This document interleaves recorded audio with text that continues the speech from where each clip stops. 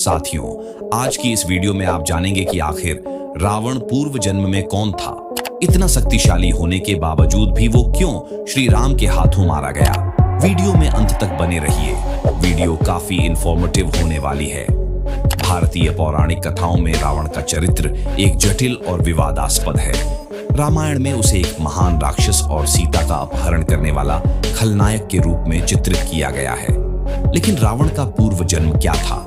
क्या वह सिर्फ एक खलनायक था या उसमें कुछ महान गुण भी थे? इस लेख में हम रावण के पूर्व जन्म के बारे में चर्चा करेंगे, उसके पूर्व जन्म के कारणों, उसके गुणों और उसके प्रभावों पर भी ध्यान केंद्रित करेंगे। रावण का परिचय। रावण को लंका का राजा कहा जाता है। वह एक कुशल विद्वान, महान पंडित और संगीतज्ञ था।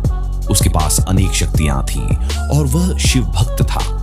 रावण का चित्रण नकारात्मक होता है, लेकिन कुछ शास्त्रों में उसे एक विद्वान और उत्कृष्ट योद्धा के रूप में भी प्रस्तुत किया गया है। इसलिए उसके पूर्व जन्म का अध्ययन हमें उसके चरित्र के गूढ़ रहस्यों को समझने में मदद कर सकता है। रावण का पूर्व जन्म कई पौराणिक ग्रंथों में वर्णित है कि रावण का पूर्व जन्म ताड़का के रूप में था। ताड़का एक राक्षसी थी जिसे भगवान राम ने अपने भाई लक्ष्मण के साथ मिलकर समाप्त किया था।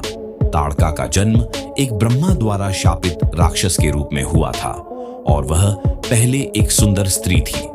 उसके सौंदर्य के कारण वह अनेक देवताओं को आकर्षित करती थी, लेकिन जब उसने राक्षसों के साथ संबंध बनाए तो वह शापित हो गई। ताड़का के रूप में रावण ने अपनी शक्ति और ज्ञान को खो दिया, लेकिन उसकी आत्मा में विद्यमान महान गुण अभी भी शेष थे। ताड़का की मृत्यु के बाद रावण ने अनेक कठिन साधनाएं की और भगवान शिव की कृपा से उसे महान शक्तियां प्राप्त हुईं। रावण का महानता का पहलू। रावण का चरित्र केवल बुराई का प्रतीक नहीं है। वह एक महान ज्ञानी, योद्धा और संगीतज्ञ था।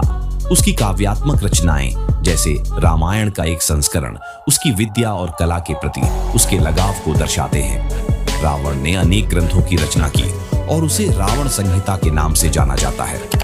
इस ग्रंथ में ज्योतिष, आयुर्वेद और संगीत के क्षेत्र में उसके योगदान का विवरण है। रावण और शिव। रावण की भगवान शिव के प्रति असीम भक्ति थी। एक बार उसने भगवान शिव को प्रसन्न करने के लिए अपने सिरों को काटने का निर्णय लिया। उसने अपने 10 सिरों को काटकर भगवान शिव को अर्पित किया। इससे प्रभावित होकर भगवान शिव ने उसे अमृतत्व का वरदान दिया। यह घटना रावण की भक्ति और उसके महान साहस को दर्शाती है। रावण की विद्वता। रावण केवल एक योद्धा नहीं था, बल्कि वह एक विद्वान भी था। उसने वेदों और उपनिषदों का गहन अध्ययन किया और अनेक विद्याओं में पारंगत था। उसके ज्ञान का एक उदाहरण यह है कि उसने आयुर्वेद के सिद्धांतों को अपनाया और उसे अपने स्वास्थ्य के लिए उपयोग किया। रावण का कद और उसकी शक्तियां। रावण का कद और उसकी शक्तियां भी उसकी पहचान का एक महत्वपूर्ण हिस्सा है। उसे 10 सिरों और 20 भुजाओं के साथ चित्रित किया जाता है, जो उसकी बुद्धि और बल का प्रतीक है। उसकी शक्तियां उसे न केवल शारीरिक युद्ध में बल्कि मानसिक और आध्यात्मिक संघर्षों में भी सहायता करती थीं। रावण का पतन उसकी घमंड और अहंकार के कारण हुआ। वह न केवल एक शक्तिशाली राजा था, बल्कि उसके मन में आत्ममुग्धता भी थी। उसने सीता का अपहरण किया, जो उसकी सबसे बड़ी गलती थी। यह कृत्य उसके अंत की दिशा में पहला कदम था। भगवान राम और लक्ष्मण की समर्पण और साहस ने रावण को हराने में महत्वपूर्ण भूमिका निभाई। निष्कर्ष। रावण का चरित्र और उसके पूर्व जन्म की कहानी हमें यह सिखाती है कि किसी भी व्यक्ति में अच्छाई और बुराई दोनों हो सकती है।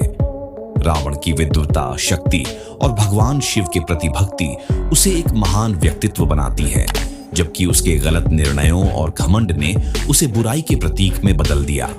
रावण की कहानी हमें यह याद दिलाती है कि हम सभी में एक संघर्ष है, अच्छाई और बुराई के बीच का।